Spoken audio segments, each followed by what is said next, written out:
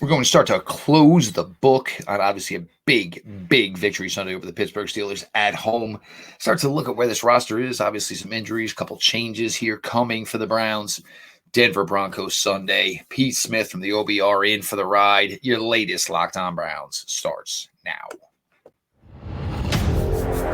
You are Locked On Browns, your daily Cleveland Browns podcast. Part of the Locked On Podcast Network. Your team every day.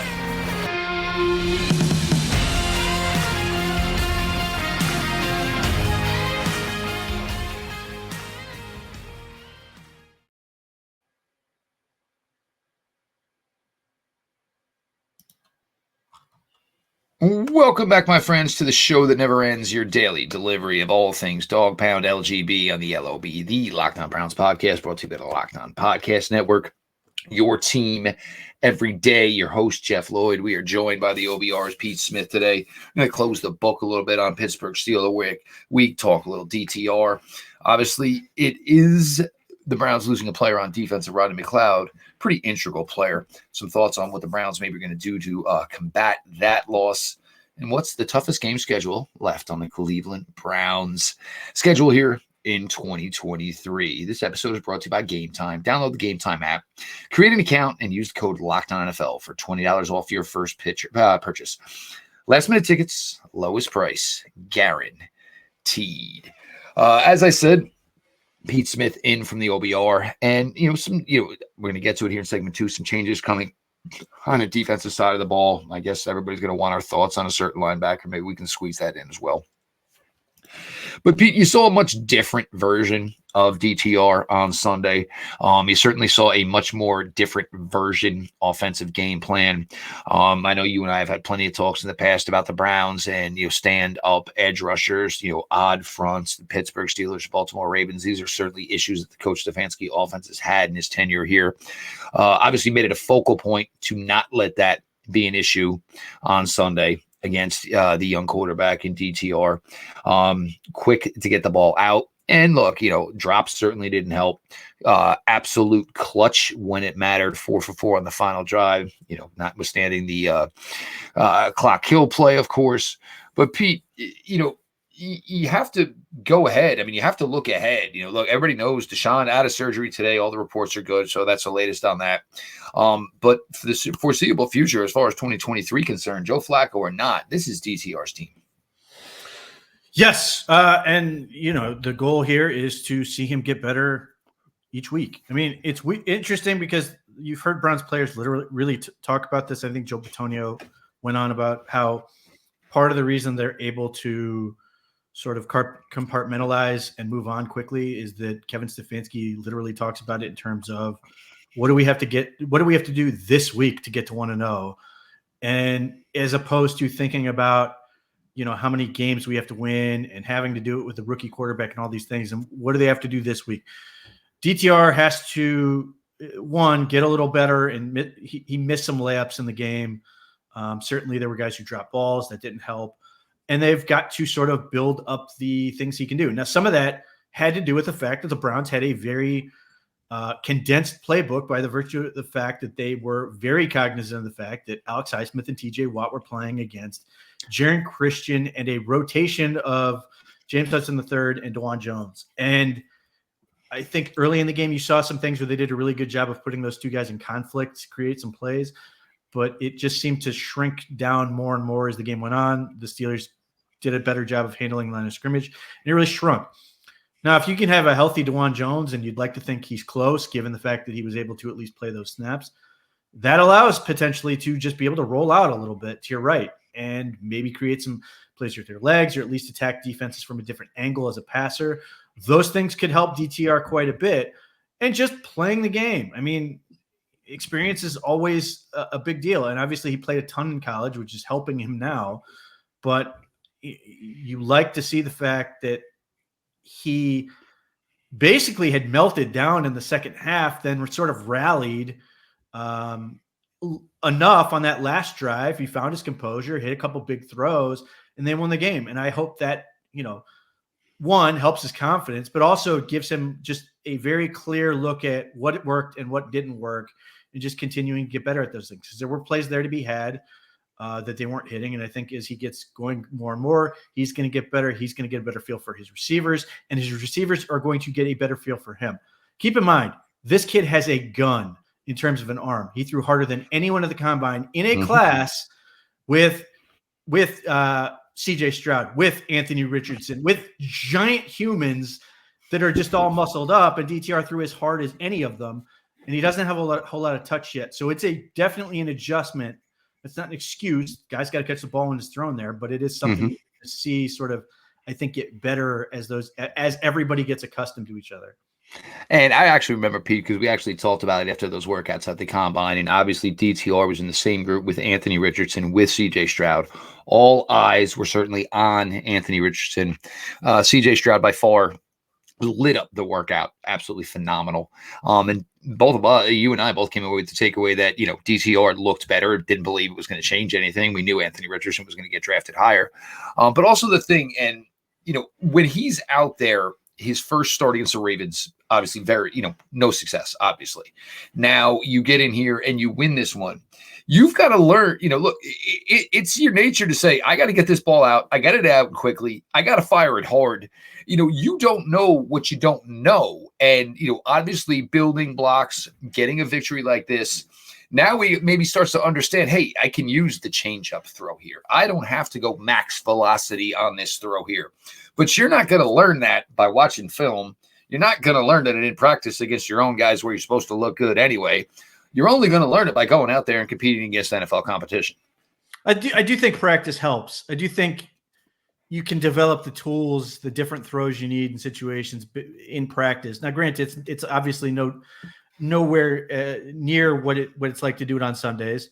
But I do think there's certainly value. I think getting full weeks of practice is going to accelerate his development and sort of confirm things he already knew. He gets to figure things out.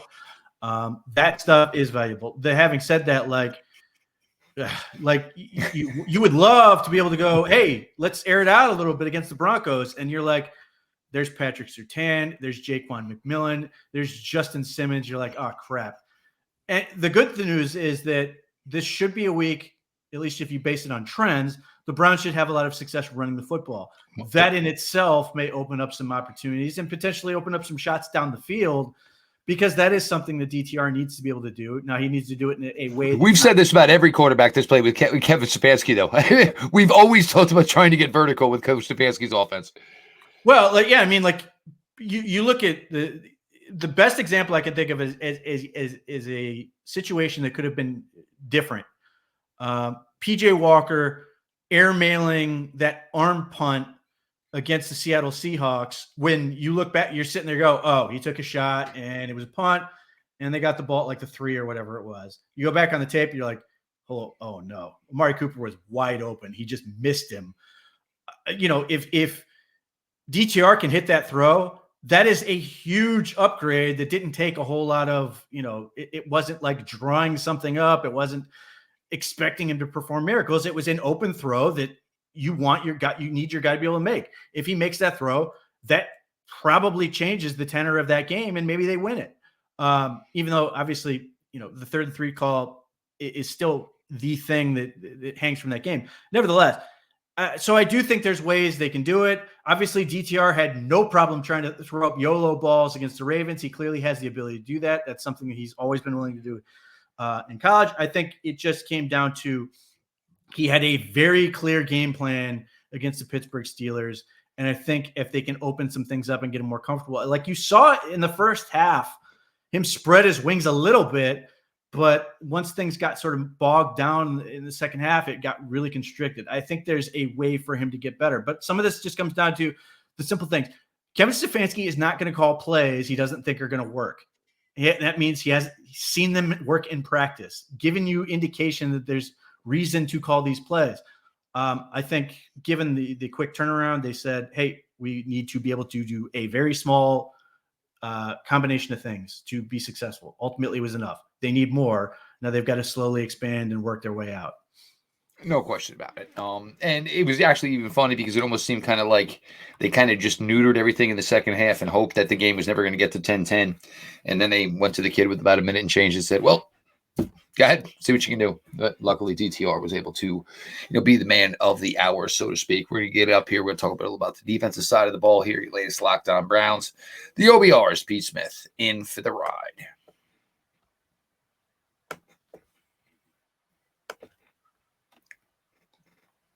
I've talked plenty of times before. Me and my family, we love to go to a lot of concerts in the summertime, in the springtime. We have a lot of outside venues near us in our area. Biggest issue we have is we don't know when anybody's going to be available to go to any show. So we are last minute ticket purchasers. You shouldn't have to worry when you're buying tickets to your next big event. Gametime is the fast and easy way to buy tickets for all the sports, music, comedy, and theater events near you. They've got killer last minute deals, all in prices, views from your seat, and their best price guarantee. Gametime takes the guesswork out of buying tickets. They are easy to find to buy tickets from for every kind of event in your area. They have the lowest price guarantee, event cancellation protection, heck, even job loss protection. They got all-in prices that show your title up front so you know what you're getting and you know it's a great deal, and there are no hidden fees. You buy tickets in seconds, 2 taps. You find exclusive flash deals and sponsored deals on tickets for football, basketball, baseball, concerts, comedy, theater, and more. And the Gametime guarantee means you'll always get the best price. If you find tickets in the same section and row for less, Gametime will credit you 110% of the difference. Download the Gametime app, create an account, and use the code LOCKEDONNFL for $20 off your first purchase. Terms apply. Again, create an account and redeem code LOCKEDONNFL for $20 off. Download Gametime today.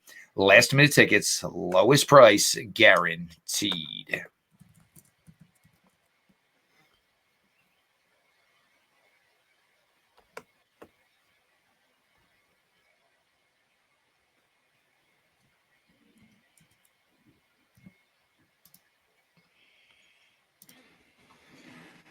Your latest Locked On Browns continues. Your host, Jeff Lloyd. I appreciate everybody who makes Locked On Browns their first listen every single day. The everyday crowd keeps getting bigger and bigger. I suggest you don't miss out and join the party by subscribing to Locked On Browns YouTube channel. And, of course, Locked On Browns always available, always free, wherever you get your podcasts. Make sure you check out Locked On Sports today. The YouTube channel over there is now 247, just running continual episodes of anything Locked On Sports related. With the Browns being successful, a lot of opportunity to see some Browns action and obviously consequent Cleveland coverage over there, Guardians, and of course Cleveland Cavaliers.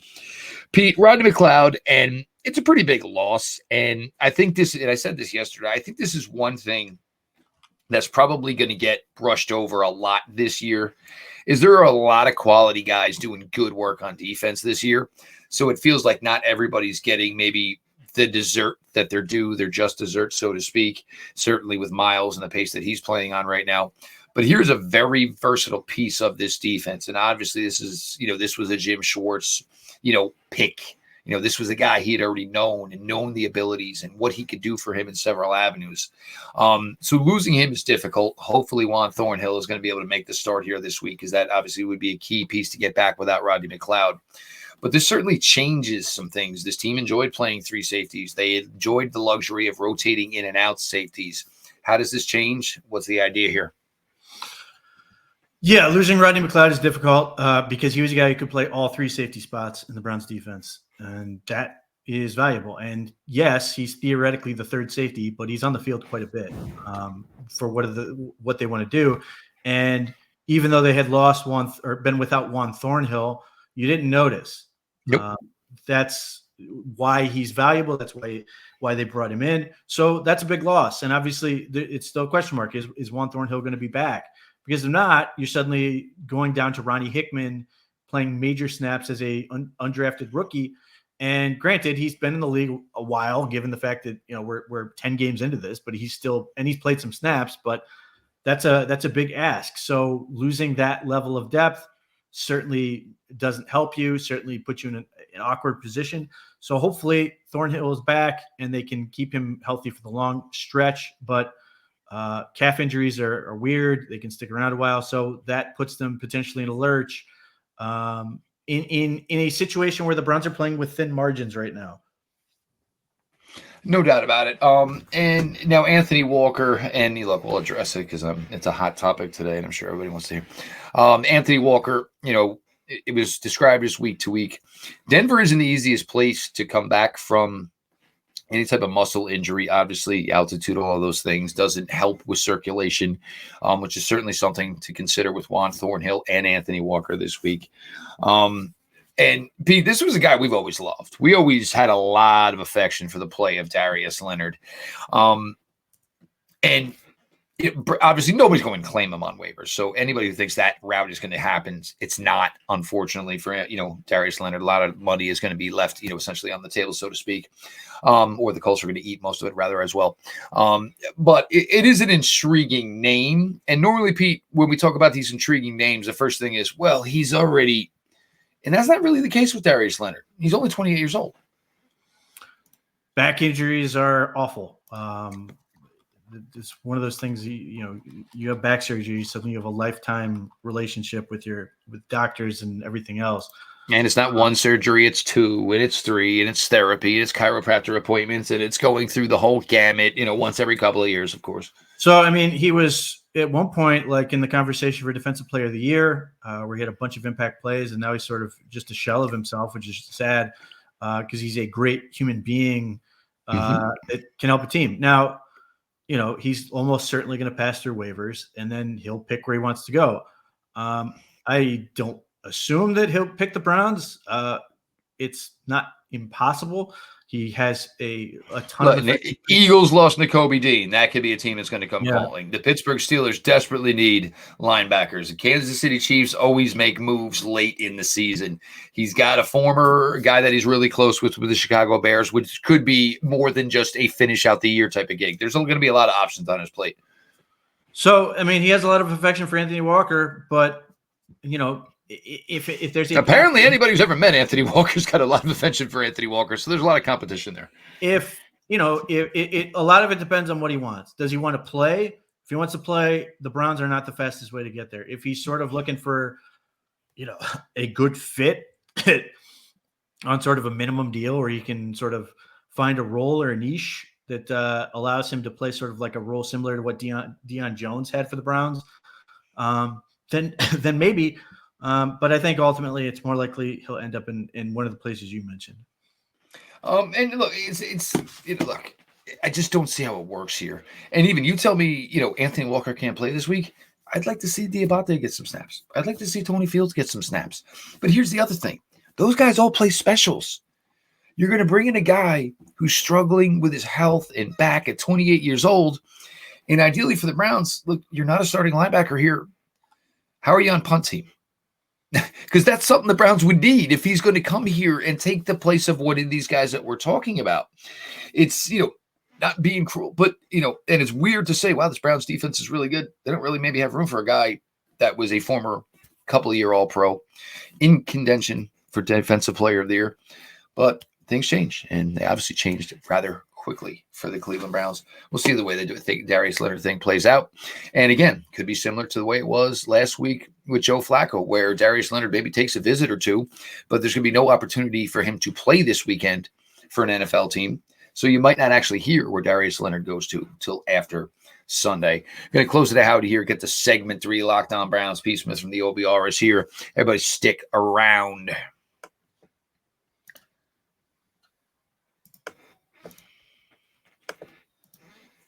PrizePicks is the largest daily fantasy platform in North America with the easiest and most exciting way to play DFS. It's just you against the numbers. Instead of battling thousands of other players, including pros and sharks, you pick more than or less than on a 2 to 6 player stat projections, and you can watch the winnings roll in. With basketball season here, you can now pick combo projections across football and basketball from Specials League, a league created specifically for combo projections that includes 2 or more players from different sports or leagues. For example, LeBron James and Amari Cooper at a 10.5 combo of 3-pointers made plus receptions. PrizePicks even offers a reboot policy so that your entries stay in play even if one of your players gets injured. For football and basketball games, if you have a player who exits the game in the first half and does not return in the second, that player is rebooted. PrizePicks is the only daily fantasy sports platform with an injury insurance policy. We'll get our Browns lineup later in the week here, and I'll give you what my thought process is. But if you're interested in PrizePicks, go to PrizePicks.com/LockedOnNFL and use the code LockedOnNFL for a first deposit match up to $100. Again, that is PrizePicks.com/LockedOnNFL. Make sure you use the code LockedOnNFL for a first deposit match up to $100.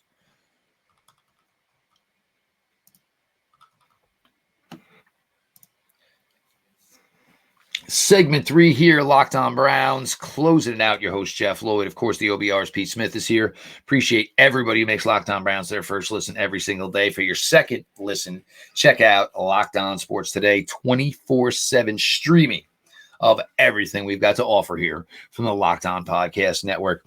Pete, 7 to go here, obviously, for the Browns. And this was the sweet spot. This is what you talked about. We all talked about.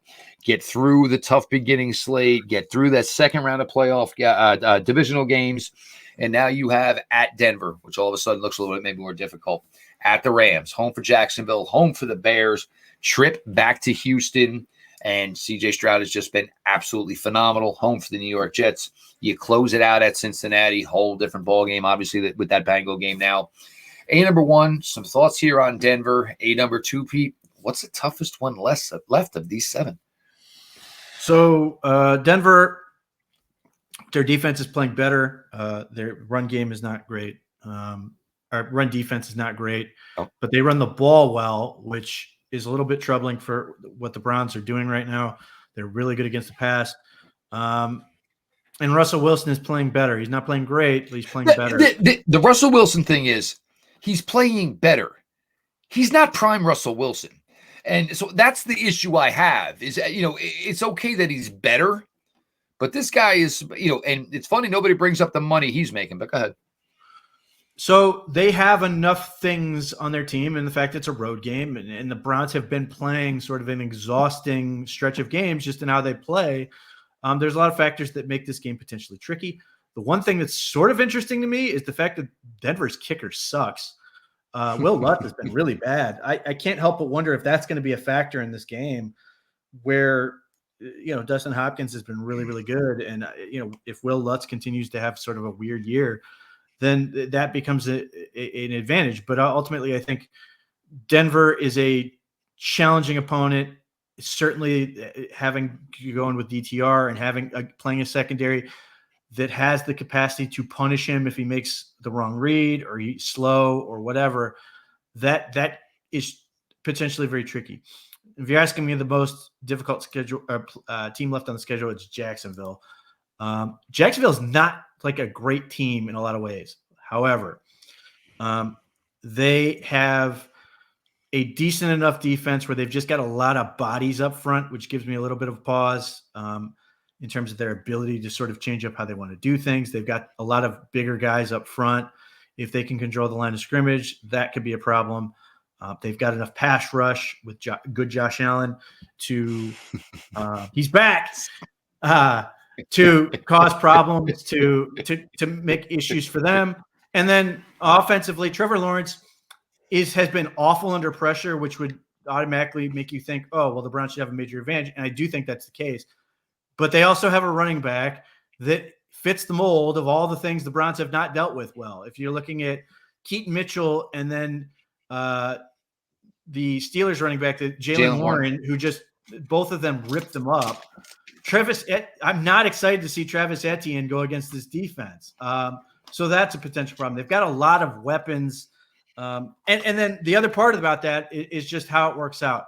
The Browns go play Denver on the road, and I assume they're staying out on the West Coast or something because they, if memory serves, they made a big deal about that when the schedule came out. Mm-hmm. But they go to Denver and they go out even further out west to LA, and then they have to come home and play Jacksonville. That to me is a little concerning. Maybe Jacksonville will be impacted because that at that point, you're in December, maybe the weather. Yeah, but that would also impact the Browns too, though, because you just spent 8-9 days in LA. Yep. So Jacksonville is the one that worries me the most. And this is the thing, like if the Browns had a healthy Deshaun Watson and Nick Chubb and all these other guys, this would be cruising time. But the fact is they are what they are. And I think the Browns don't really get an easy game at this point. That all of their games are tough, based on the information we have at this point. And for me, I got to be honest. I mean, you look at a trip to Houston this year, and like, just oh my God, this would have been like, all right, we're going to close out the string. Obviously, Bears, Houston, Jets. And all of a sudden, that trip to Houston certainly does not look nearly favorable. Certainly with the way CJ Stroud is playing, they've obviously got some talent around him, and they're just going to look to continue to put it out there. And that was one of, in my opinion, one of the best coaching hires of the cycle last year. Obviously, they were able to get impact at the quarterback position, get impact on the defense, and off the Houston Texans go. And obviously, it looks like it's going to be a Houston-Jacksonville battle in the AFC South for years and years to come. He is Pete Smith. Pete now with the OBR. You're getting, obviously a little more content pick up, uptick over at the OBR. Pete's kind of handling more, obviously breaking news, and obviously you're still getting in-depth stuff from Pete over there. But great marriage, obviously the OBR acquiring one of the best free agents in the business in Mr. Pete Smith. Make sure you're following at _Pete Smith _ myself, your host, Jeff Lloyd. As you guys know, this is now my 7th season here with the all Locked On Browns. It honestly feels like it's almost 7 weeks at times, as quick as it's gone by. Loving every minute of it. The fact that this team and this franchise seem to have got themselves on a stable course. Hopefully that can continue throughout the season. It's been fantastic. Appreciate all of you for making Locked On Browns your first listen. As you know, the everyday crowd, if you're not part of it, you are missing out. Easiest way to get into the club is by subscribing to the Locked On Browns YouTube channel. Of course, the show is always free, always available wherever you get your podcasts. And for your second listen every day, make sure you check out Locked On Sports Today. As the season picks up here in the NFL, a lot of football coverage, obviously NBA coverage, MLB Hot Stove, plenty of stuff to check out over there. And obviously once bowl season and the NCAA playoffs start to pick up, everything you need you can also find over at Locked On Sports Today. We will be back as always again tomorrow, crossover Thursday. If you didn't get to the Victory Monday Victory Monday, of course, and then Monday Aftermath, those episodes are out for you as well. Appreciate you all. We'll talk to you tomorrow. Jeff Lloyd